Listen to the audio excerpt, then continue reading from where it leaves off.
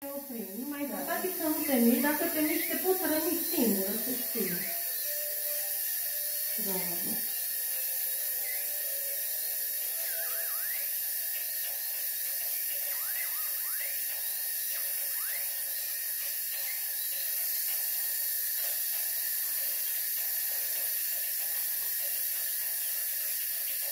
Grozav te descurci. Foarte bine, bravo! Fetiță cu minte pentru cea mai curajoasă!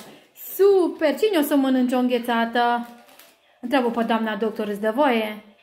Întreabă. Spune, poți să mănânc o înghețată? Când termin? O spus că da! Super!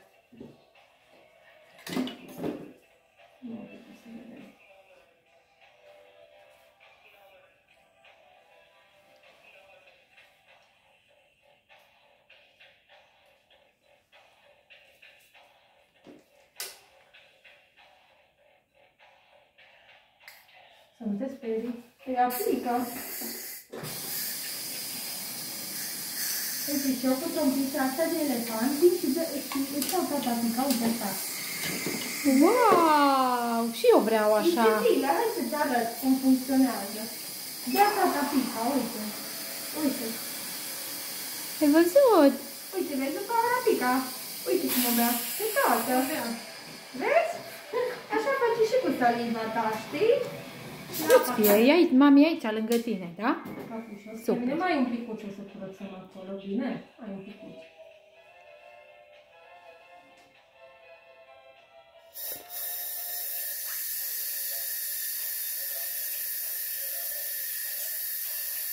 Mare guriță?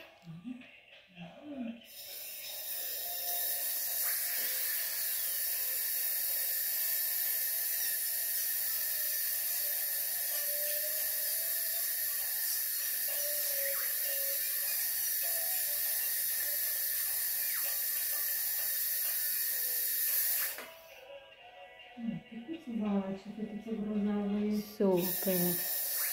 Super cu minte! Nici n-am știut o să te descurci așa de bine.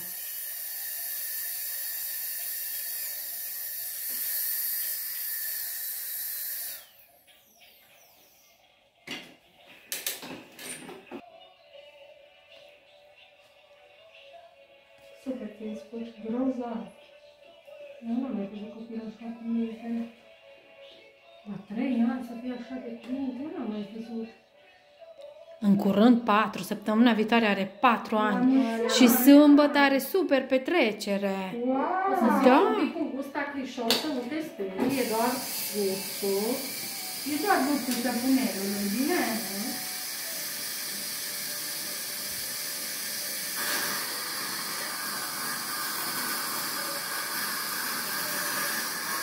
Bravo, este o fetiță grozavă. Este o fetiță grozavă.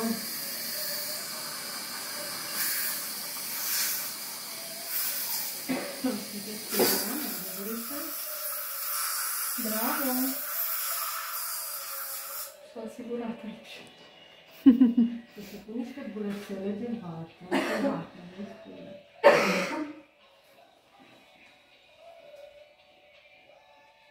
Nu se întâmplă nimic, nu te doare. Ca un crocodil.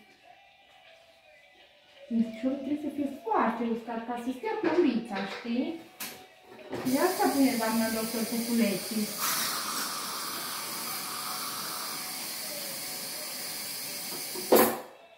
Mai mare, să mai punem niște partea asta. Nu mai avem niște spină. Și știi că nu pot să-mi mișc pe mine.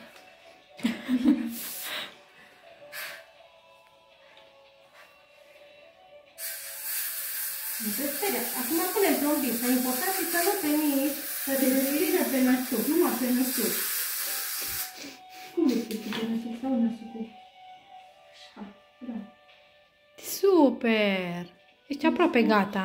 Extraordinar te descurci, să știi. Nu am văzut copilul așa grozav. Bravo! Cum acum în albastru, cântărim plombița, să fie tare ca dințișorul, știi?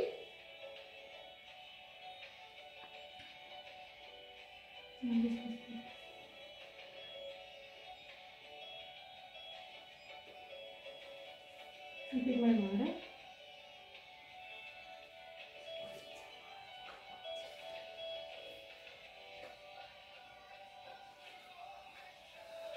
Este la căldură. Uite, iese...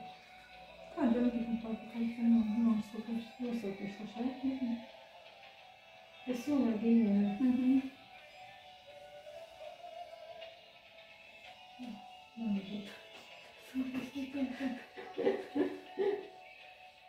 Ce fetiță grozavă!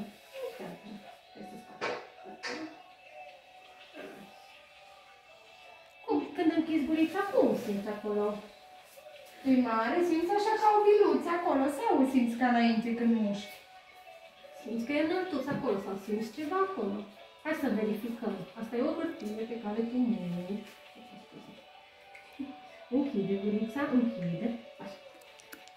Cu dințișorii? Dințișorii, așa. Ca și cum faci un cățel. Ham. Așa, deschide.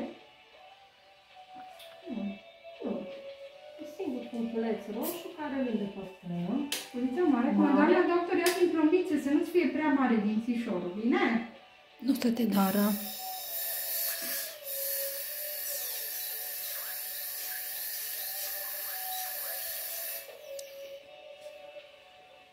Simți cumva când închizi? Simți Sau că e e ca comod înainte? sau e ca înainte? Numai mai dată, mai ca să fiu eu sigură, bine? Ham. Și Mușcă așa, mușcă așa. Dreapta, mișcă un pic bărbița în stânga și Așa. în dreapta. Așa, deschide gurița. E perfect.